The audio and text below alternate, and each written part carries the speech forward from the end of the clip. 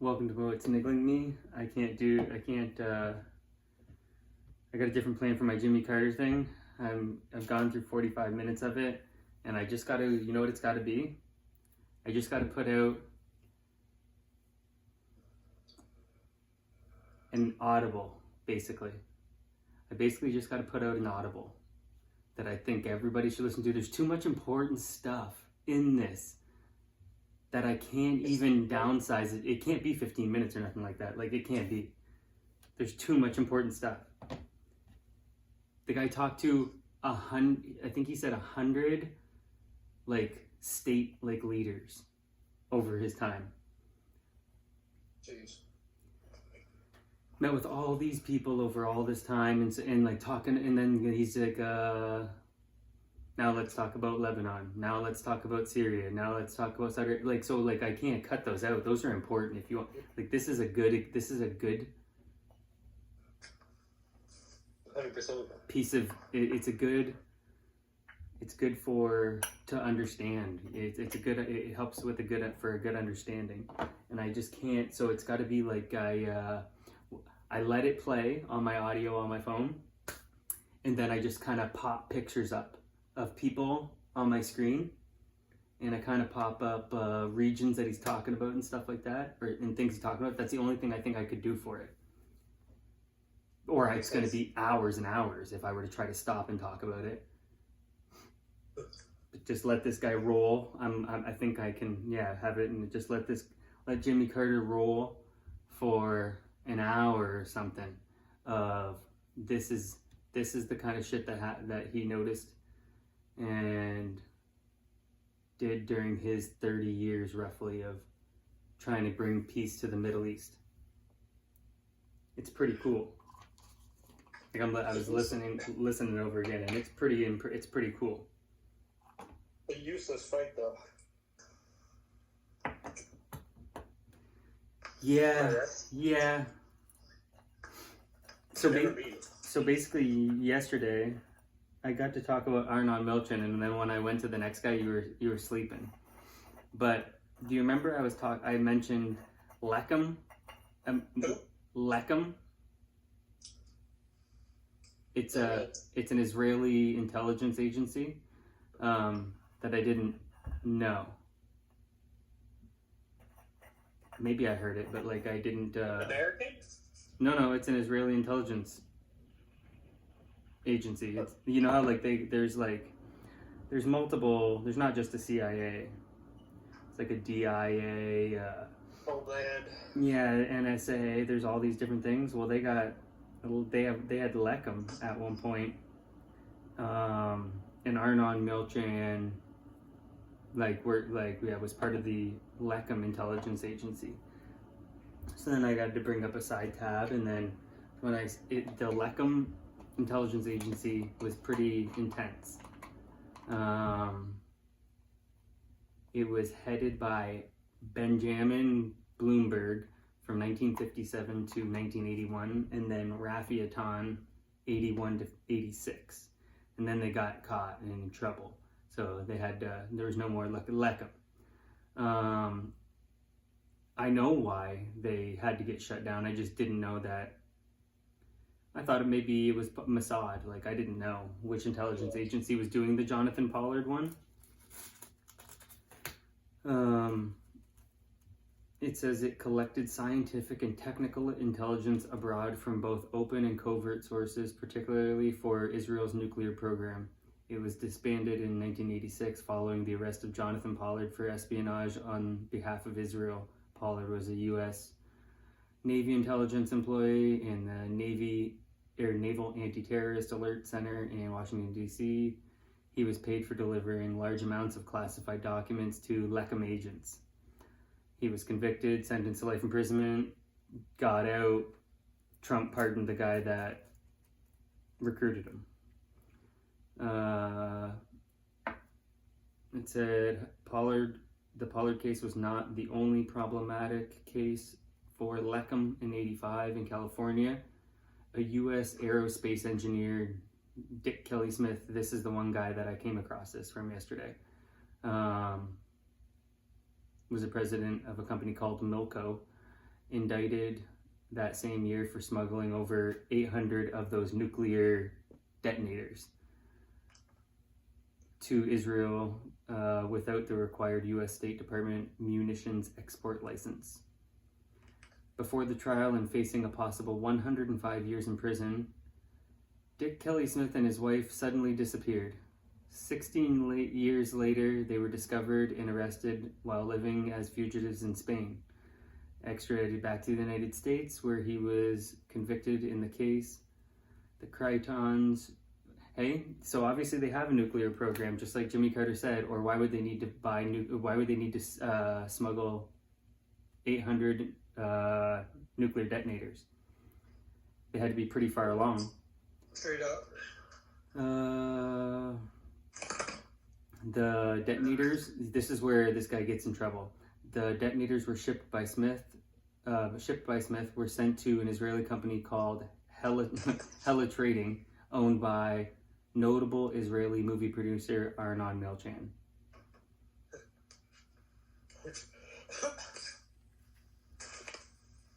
Now, Arnon Milchan didn't get in any trouble.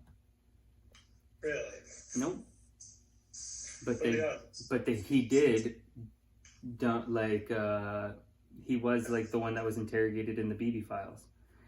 I only started finding this stuff the past few days because I saw this guy in the BB files getting interrogated. And I'm like, I gotta look into him. And then I realized, oh shit, an Israeli spy? Let's start going. And then, a different, other than Mossad, they had this going. I know they have Shin Bet is another spy agency they have. Shin Bet? Shin Bet, it's called. I'm trying to roll this joint. I didn't bust enough weed. Shin Bet. One of the things said Shin Bet versus Mossad. The Israeli Security Agency. So like the NSA for them. They probably are trying to like hack satellites and stuff is my guess. Allegedly, in my opinion.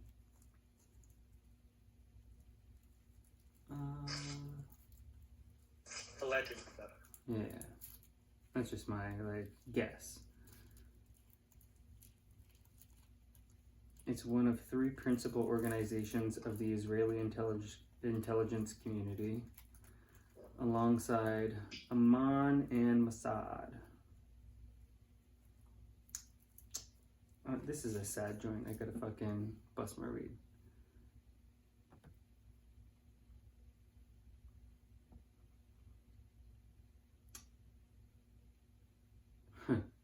Yeah, see, they do this job right here.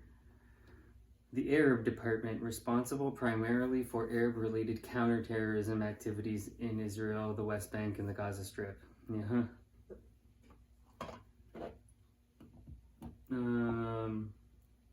Israel and Foreign Affairs Department.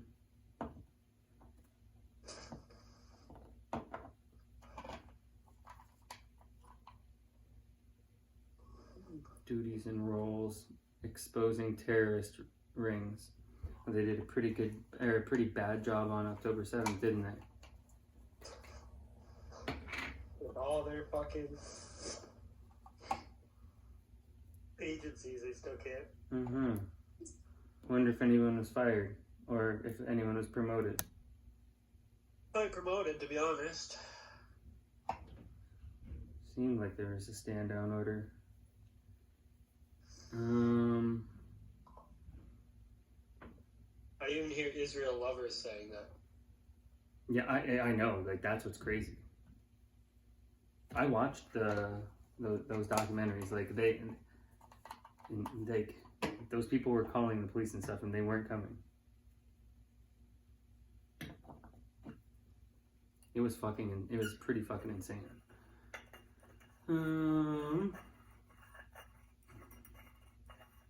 These people that knew about 9/11 didn't know about something happened in that. Yeah, I got a video on my phone. It reminds me of this woman on 9/11. Where's she at? Right here. Let me turn my volume up.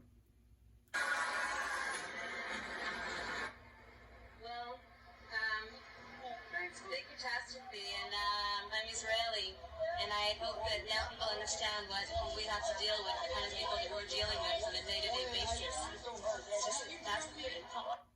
With a big smile on her face. I've seen that. With a big smile on her face. Is dark hair? Yep. Yeah. And that's a line they use. They're pumped about it. It's a BB line.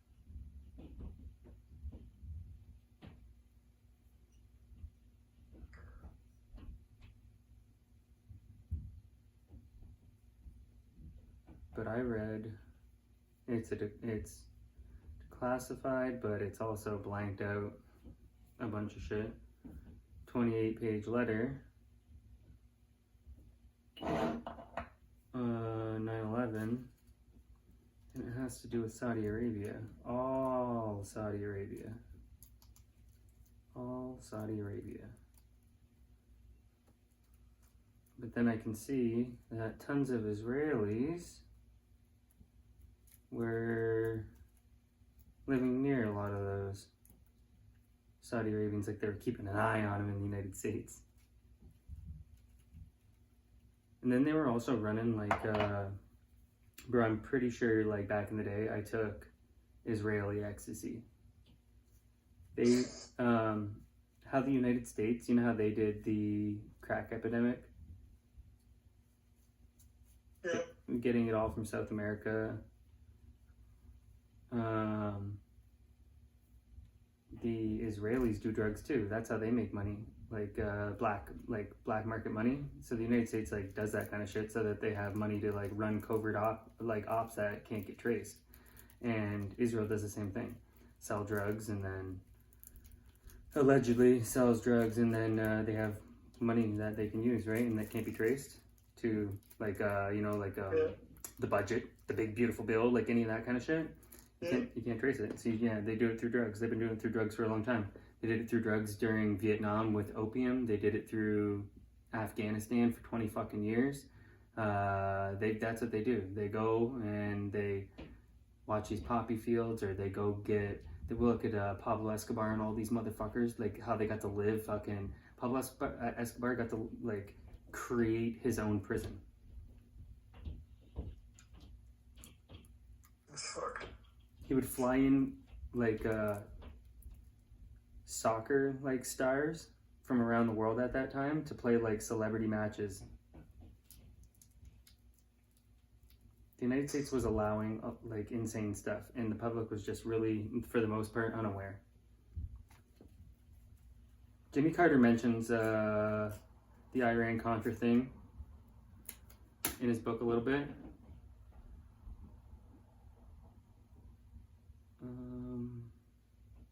So what I was trying, and I looked at the end of that video yesterday that I took, that we were doing, and I was doing a bad job trying to explain this yesterday when I was about to go into the next thing I was going to tell you about. Was Leopold von Mildenstein. So you know how like a lot of these people, and Jimmy Carter mentions it in his book too, a lot of these people are secular, which means like they don't practice the religion. You ever hear that word about like lately? Secular, yeah. It means like you don't practice the religion. And so a ton of like, but they use the extreme people in religions, like they like as pawns. They manipulate with them. So like the Rothschilds, like the Rothschilds, not saying all of them, but like they're not practicing the religion. The people that are practicing the religion Jimmy Carter said when I don't know if you ever seen, but there was a woman at one time that was Prime Minister of Israel, Goldie Meir. You ever heard of her? Or the name? Yeah. He said, she said, oh, he like confronted her at the end of one of his trips because she said like, oh, like let me know if you have any questions, and he said like there's just like a lot of secular people. He doesn't see like people like do it like traditionally like the Jewish people, and she's like, there's enough Orthodox people to like take care of that for the country, to like show we're religious or whatever. Like, you know, the people with the fucking hats, the top hats. Those people that she said like those people are like can like do enough of it. Like they show enough of the religious shit that for us. But a lot of them, like he was saying, a lot of them don't practice like that. Don't practice the religion, and like when Ari Shafir explained it, yeah, it's fucking pretty annoying in 2025 to be trying to practice that kind of shit. Like there's some weird fucking shit if you want to, like the lights and stuff like that, and turning on like using electricity and shit. Like it's fucking weird on like I don't know if it's Friday or Saturday. One of those Friday I want to say maybe it's Saturday. I don't fucking know. That like you can't turn, but like you can't use or turn on a light or whatever like that. So then you use loopholes. You get like I remember Ari saying you get like somebody to turn on the light for you or turn on whatever. Like it's fucking weird. That's not hurting anybody though. Those kind of things. There's some other weird, wild things that I don't like, especially if you're following the Talmud. Like I don't want that kind of stuff. That stuff says disgusting stuff, horrific stuff. So if you're practicing that stuff, that's no good. But so these Zionists, right? They're the Orthodox people are not calling themselves Zionists, from what I can tell.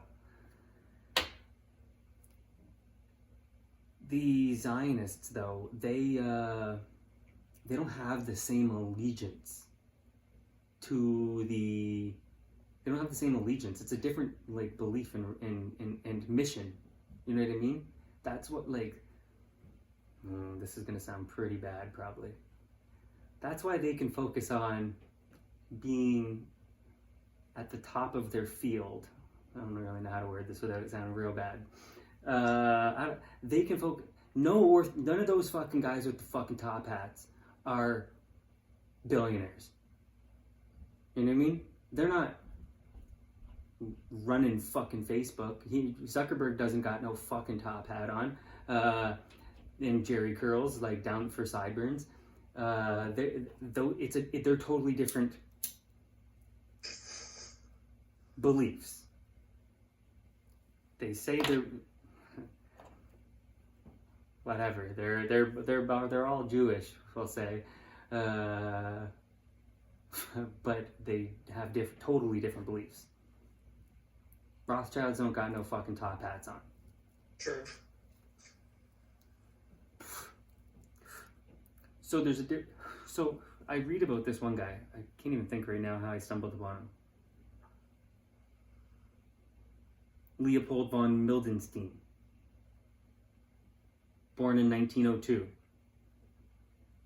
was you probably fall asleep at this part. Was an SS officer who was remembered as a leading supporter in the Nazi Party, and some of the aims of Zionism during the 1930s. Because like there was this group of people, there was a lot of people wanted, not a lot. There was some people that wanted to convince a lot of people we should all go to Israel. And back then, that landscape, what the Middle East looked like in the late 1800s and into the 1900s was horrible. It was fucking desert. Like it was not comfortable to live. So, but these guys, like, you know, they lived in Russia. A ton of them lived in Russia. I want to say Jimmy Carter said like 75% fucking of them came out of the Russian Empire.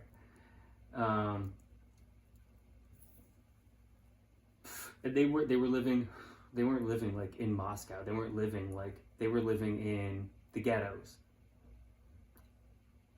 And then they were in America. They were living in the ghettos.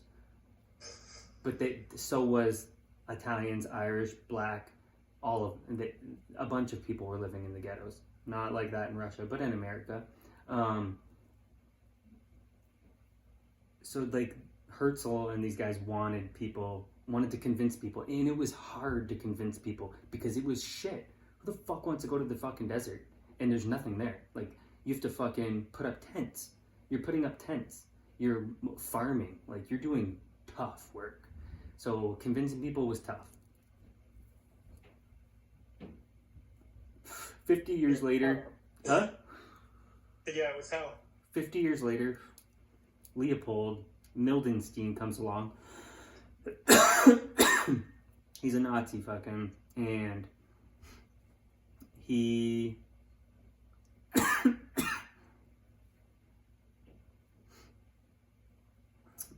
me see here. He belonged to the lowest tier of Austrian nobility, brought up as a Roman Catholic.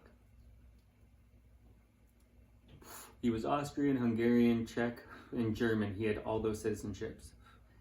Trained as an engineer and joined the Nazi Party in 1929.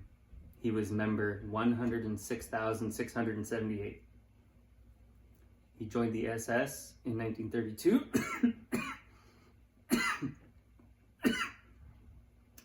Mildenstein visited the Middle East, including British-administered Palestine, several times until 1935.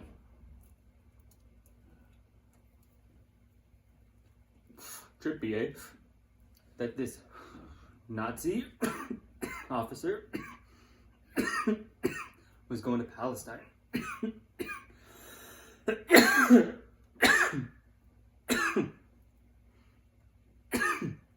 He took an interest in Zionism and even attended Zionist conferences to try and understand the movement.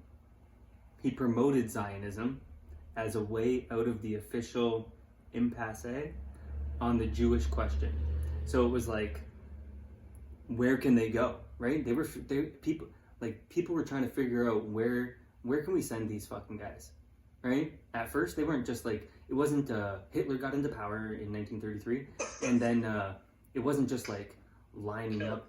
They weren't just executing all Jewish people all of a sudden. They were just like, get the fuck out of here, and they were trying to get him out. And so that's what the Jewish question is. The Jewish question is like, what did they have in here? A wide-ranging debate in the 19th and 20th century Europe that pertained to the appropriate status and treatment of Jews. The debate, which was similar to other national questions, dealt with civil, legal, national, and political status. So they were trying to figure out, what do we do with these fucking guys? Mildenstein wanted to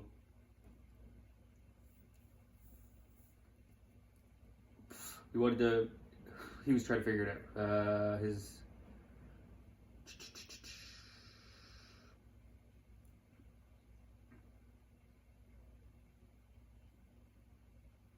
It says right here, on April 7th, 1933, now I can't pronounce this German word, Jüdische Rundschau. That's a Jewish periodical that was published in Germany between 1902 and 1938. It was the biggest Jewish weekly publication in Germany and was the origin of the Zionist Federation of Germany. Okay? Bi-weekly paper of the Zionist movement declared that of all Jewish groups, only the Zionist Federation of Germany was capable of approaching Nazis in good faith as honest partners.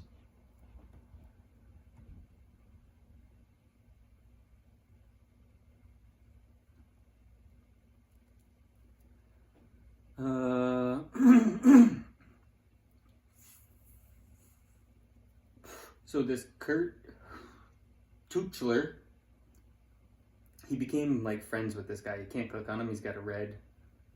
Not allowed to click on him for some reason. He's got no Wikipedia, but he became friends with this guy in the family, and then he was getting him to Palestine.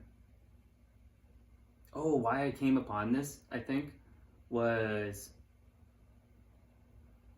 these Tuchlers, I think, I forget what it was.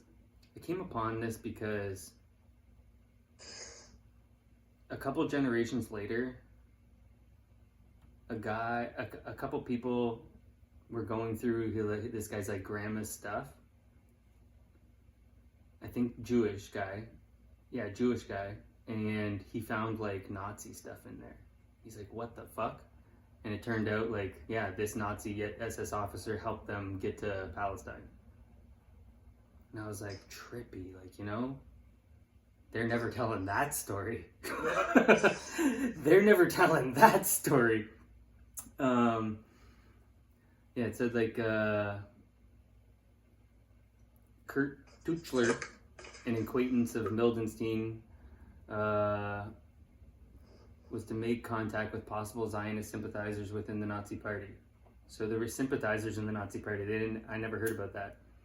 Tuchler hoped to convince Mildenstein's circle that the Nazis should openly promote Jewish nationalism. Tuchler asked Mildenstein to write something positive about the Jewish homeland in the press. Mildenstein agreed on condition that he be allowed to visit Palestine in person, with Tuchler as his guide. So in spring 1933, a party of 4 set out from Berlin consisting of Mildenstein, Tuchler, and their wives. They spent a month together in Palestine, and Mildenstein began to write a series of articles in the Der Angriff, a Nazi party newspaper in Berlin founded by Joseph Goebbels.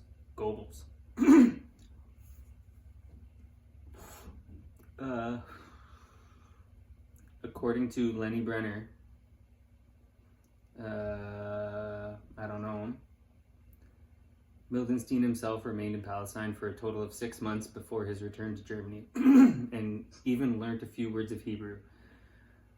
August 1933, Hitler's government and German Zionists entered into the Haavara agreement. Have you been hearing that lately? Mm-hmm. We didn't get taught that in school. No.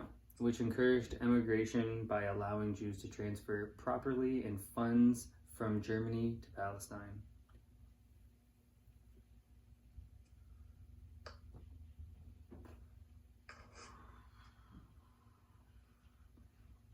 This guy was an interesting guy.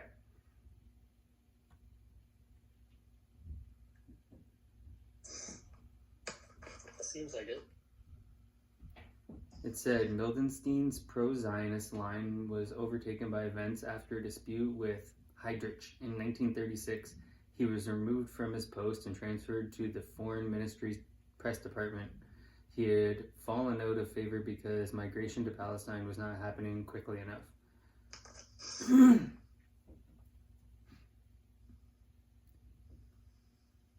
His departure from the SD also saw a shift in SS policy marked by the publication of a pamphlet written by Eichmann warning of the dangers of a strong Jewish state in the Middle East. Mildenstein was replaced as the head of his former section. This guy got the boot, and then things started heating up.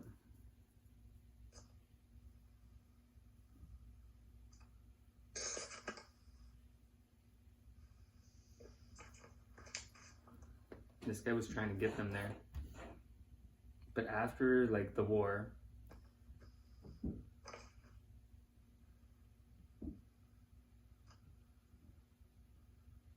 this guy just kept writing about, this guy wrote about a bunch of shit, and then they found it.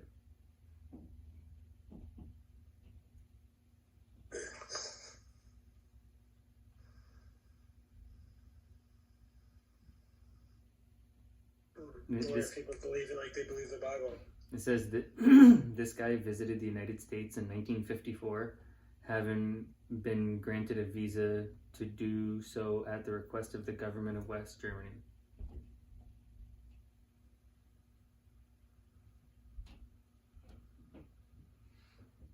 It says in 56, a CIA report from Cairo confirmed that he had been employed by the Egyptian government to work for its Voice of the Arabs radio station.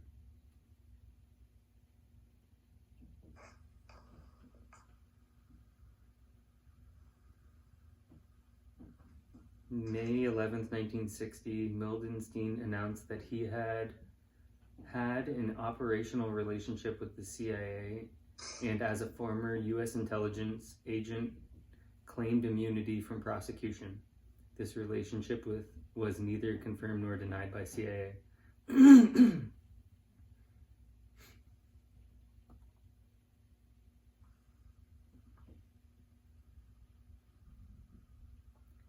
Died in 1968.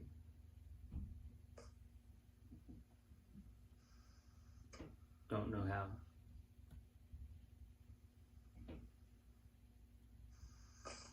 Interesting fellow. I didn't know that there was that type of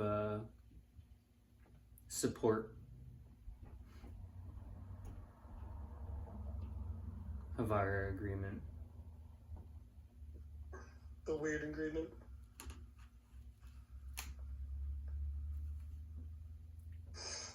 You ever heard this saying before? It's from Rabbi David Tuitu. What? Rabbi David Touitou of the Shabbat Lubavitch. Oh. David? What's David Touitou. Our Messiah will only appear once. Wait. Spell me that last thing again. Touitou.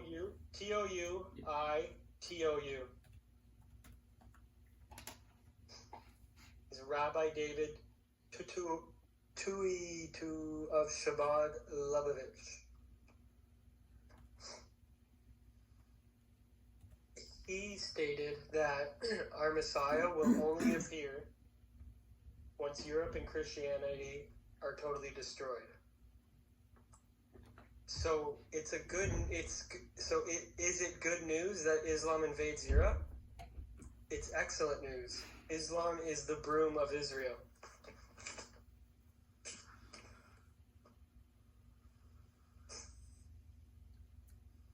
Interesting. Those people in their hats, man. Yeah, he's got a pretty cool hat on.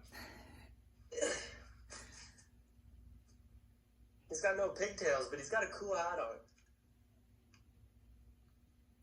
on. Yeah. Islam is the broom of Israel. Islam's the broom of Israel. It's crazy, eh? That's pretty fucking accurate, bro. Hey, you know what's crazy is America's not in any of that stuff, eh? They don't ever mention it. They don't ever mention America in any of those scriptures and texts and stuff. For the United States of Israel? They don't ever mention the United States. They don't mention Canada. They don't mention anything over here. No. Back then, apparently, they didn't know. That wasn't really. They didn't even know that there was across the ocean. There was this. Rabbi Shmuley always calls it the United States of Israel. I hate that guy. I hate that guy. Instagram loves putting him on my For You page. I know, me too. I hate that guy. Or not even just in my timeline. Yeah. I hate. Yeah, 100%. I hate that guy. He's so fucking annoying. He's so dumb. Peter Thiel. Mm-hmm. I've seen he's got quite the ties in the world. Especially in the presidency right now. Like in the government, I mean. Yeah. There's a lot of different... He's bad at interviews. He's one of the worst interviewer ever. Ever. I see he just had one and someone was drilling him, bro. He did pretty bad on the Antichrist one. Department of Energy, he's got people. He's got Chris Wright. He's got Patrick Witt, Jacob Hellberg, Jim Neal, Clark. What's that say? Clark or something. Lots of ties in their government at the moment. I know, and then Vance is just gonna slip right in. It's a project he's been working on. He's good at it. This German-American entrepreneur and venture capitalist, Peter Thiel. Peter Thiel has joined the board of General Matter, a startup focused on producing high-assay, whatever that means, low-enriched uranium.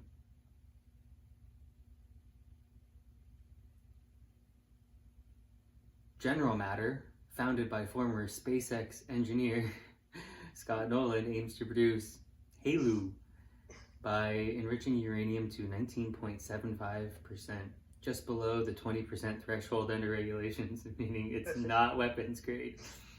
The company plans to help power the new generation of advanced reactors that researchers hope will come online over the next several years. Thiel's involvement with General Matter is notable as he rarely takes new positions.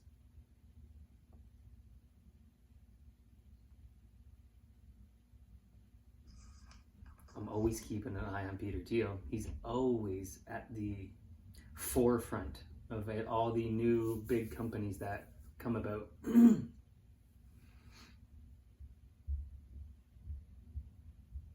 The kingmaker. That's what Peter Thiel is. He's the kingmaker. He knights you. And JD Vance is his, I think, well, I don't know, in my opinion, most successful creation. In order to get someone in under 20 years to the top is pretty impressive. Takes skill. Mm-hmm. But he sees the future somehow. And I don't even like, it's not a pun. But this guy, that's like Larry Ellison as Oracle. Yeah. These guys see the future. Have you ever seen this? Have you ever seen DJ Khaled on Larry King? No, I don't believe so. And Larry King asks him about Palestine and what he thinks and blah, blah, blah, blah, blah. I wonder if I'll get dinged for it. I'll send it to you. But this was a while ago, and he was asking him, and he dodges a lot of it.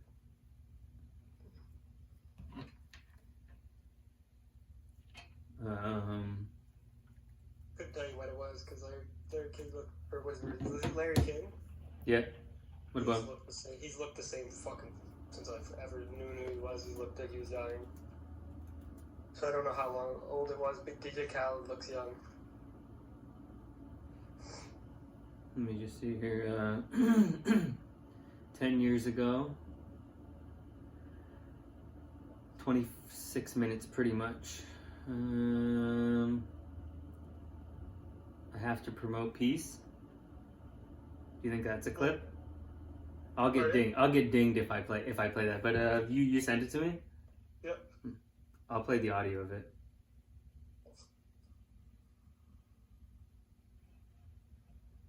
I'm for peace. You see, Shay got that big money. What is the first thing? You want to know how I seen it? Huh? I see this picture that says the amount of starving people that could be fed with OKC Shea Alexander's new contract. Holy shit. I'm like, holy shit. Wow. Wow. That's wild. Very funny. Did you get involved with the peace? You know what I'm saying? Meaning, I'm all about peace. I'm all about unity. I'm all about love, and I want my people, to always be good. puzzles me. I've been to the West Bank. Right. I love the people there. Yeah. I'm Jewish. You're Palestinian. Yes. We're cousins. Yeah. You know, we go back to Isaac and Esau. We go back a long way. Why can't we get together? I wish I had the answer, but I look at it in my eyes, I don't see why it's a problem because I'm sitting here with you right now. I have no problem. Me and you have no problem. None. I respect you, you respect me, and that's how life should be. You know what I'm saying? I think it's more, out of our hands. You know what I'm saying? But that's why I come here. You got to promote peace, and it needs more people like me to say, "Yo, let's come together. Let's do some things. Let's show people where we can come together." And I think we doing that by being here. I think people do that every day by doing business. I think a lot in America, people come together. Why can't that happen over there? Are you bitter about the hostility between the two? I have to be bitter at anything that's going to hurt my people. You know what I'm saying? I would never want my people to be hurt. So at the same time, it's like, all I can do is pray every day for peace. You think we'll ever have a two-state in existence? I think so. And the reason why I think so, because I got to have faith. I got to have hope. You know what I'm saying? That's the way I am. So I'm going to be positive about it and pray every day that it's going to be love. How do you get involved politically in the Middle East? Is that the whole thing right there? Yeah, pretty much. That's the last time you ever spoke about it. I know. And he didn't even speak about it. He just said he's for peace. You think that he doesn't claim his heritage? That's what I mean about what I started off with is like a lot of people just use it. Just use it.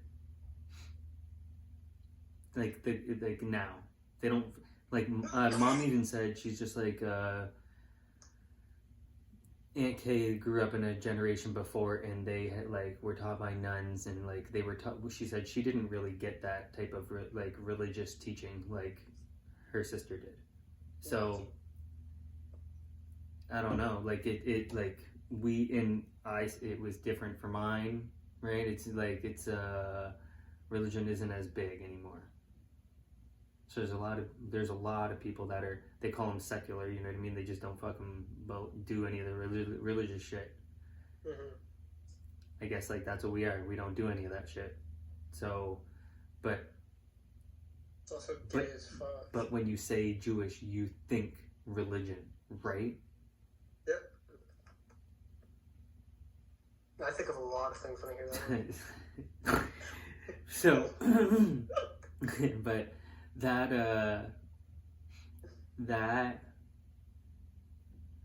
that makes it confusing. It makes it confusing. Mm-hmm. But is he Muslim? Is he Christian? I don't know what DJ Khaled is. He said he pray. He said pray. I don't know what he does though. Yeah, but I pray to God all the time, and I would fucking never actually pray to God. Yeah, I pray to God this works, and then I would be like, God's very fake. Yeah, I don't. Interesting. It's a hard one. Interesting with him. Mm-hmm. I don't think he claims it. Especially now. I bet you if how people they get seen out in public and they talk, and then someone will ask him a question. If someone asks him a question about that, I bet he doesn't fucking. He doesn't want to talk about that. Hmm? He doesn't want to talk about that. No. Man, did you see Candace Owens? Any of that recently? Bro. She is Macron going. shit? Huh? The Macron shit? Yeah. And the government? And Donald Trump? Yeah. So crazy. Eh? So crazy. That'd be the first Candace episode I've watched in a long time. Man, she's the boss. She's a boss, Candace Owens. Mm-hmm. Living dangerously. Candace Owens. And then she got... Oh, damn. She got another... I didn't see this one, bro. She got subpoenaed, and then I see 2 hours ago, she got served again. I received my subpoena from Blake Lively today, and Emmanuel Macron has sent me another strongly worded legal letter. Man, that's going to be a good watch today. Yeah. Man, she's crushing it. It's funny how they don't sue her. Like, just like they're not always just suing her. They're trying to tell her to stop first. Yeah. Because Please she's stop. telling the truth, and they're just like, please stop. Because suing doesn't do anything. If what she's saying, they could get her for slander, or like they could get her for defamation. They could go but there's none of those lawsuits being filed. Just like fucking. The best lawyers that money can buy can't come up with a lawsuit. Apparently, they can only come up with strongly worded letters. Go fucking get Diddy's and Thug's lawyer. Mm-hmm. That's your best bet. Man, 2 lawsuits, 1 brain cell. I can't wait to watch that later. Yeah, she's crushing it and making people angry. You know what I know? Did you watch No, the Flagrant podcast? not yet. Who was on that? I forgot. Volk. Who? Volk. Volk. Yeah, I just seen that was on there today. I didn't. He comes on like halfway through, but he man, he can't breathe through his nose. He is like this so much, like he's just like it's crazy how he has to take this fucking breath in his mouth. I'm like, holy shit, man, you need to fucking get your nose fixed. It's amazing that he like what's he doing to stay hydrated? To only breathe through your mouth is insane. Man, when you watch it, you will be like, are you serious? I didn't even look at the comments to see if people said that, but it's crazy how the breath that he has. Another fight though. The breath that he has taken. I don't know how he fights with only being able to have the mouth, because he doesn't use his nose at all. I'm like, this is insane. I can hear your breath constantly. He must. It was so funny. He's a bad motherfucker. He's built like nobody else. He's so long and short and long. His limbs are so long, and he's he's thick. So thick and short, bro. I know, and then the long limbs. Like that's the craziest. Is that like his arms are so long. Most short people don't have long arms.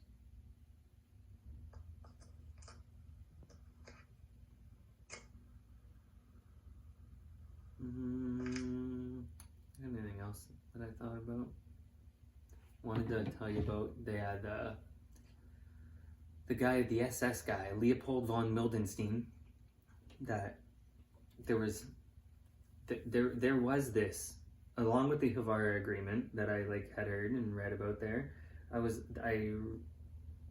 was a push to get Jewish people out first. They weren't just on a killing spree when Hitler got in 1933. Fuck no. Now, they were killing lots of... But everyone was killing back then. Hitler killed. The stats show, they say, these stats that I seen say 6 million Jews, but 5 point something million others. On top of that? Yeah, nobody talks about the others, really, right? Those people don't matter, only Jewish people matter in history. He killed a lot of disabled people. Watch your Everyone tongue. Watch your tongue. Everyone was killing disabled people. I know, it was, but yeah. I'm not going to condemn it because everyone is doing it. But the stats are pretty crazy. You believe either of those numbers? I don't know. I just been trying tell me what you think. I've been trying to look at all the stats. There's these other stats that are bigger. Numbers are just made up. To me. It's pretty tough. It's tough. It's pretty tough. The numbers are tough. Because when I heard 1 jab equals 0 infections, and then it didn't happen, but then I heard booster, 0 infections. There's so many sad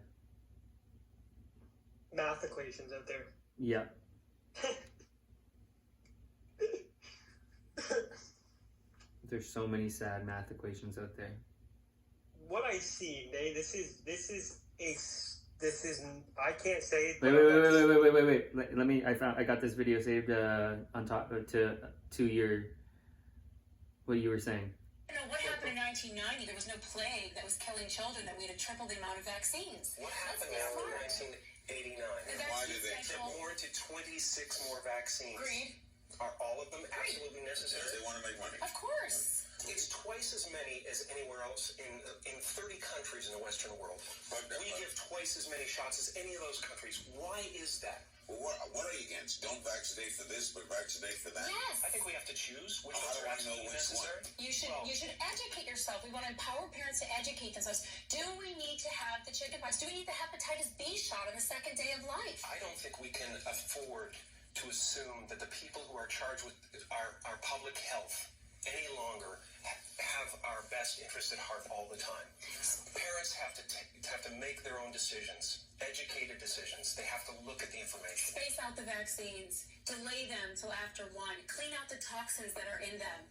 We don't need that many. Why would a doctor not want to know more about something that could save a life or prevent a disease? I don't know. The AAP is financed by the drug companies. Medical schools are financed by the drug companies. This is a huge business. Vaccines are the largest growing division of the pharmaceutical industry. $13 billion.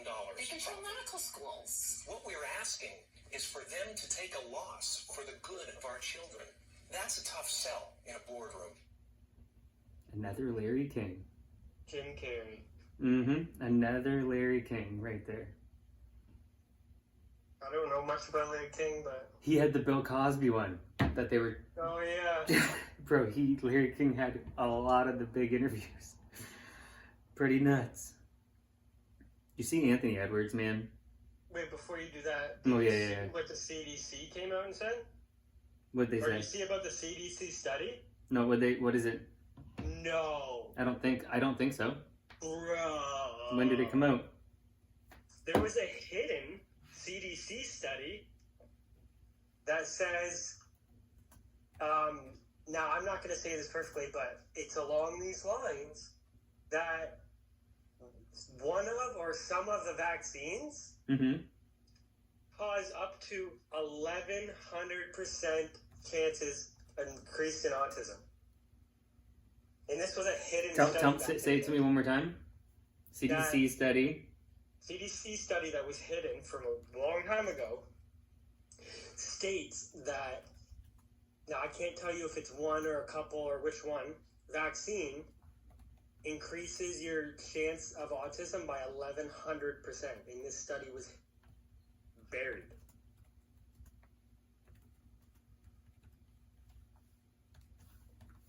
I'm seeing it everywhere. I wouldn't be surprised. That's what RFK's been saying this whole time. I wouldn't be surprised. The claim, it says, that the CDC study, or the CDC is studying hidden states where vaccines increase autism by up to 1,100% is not supported by available information.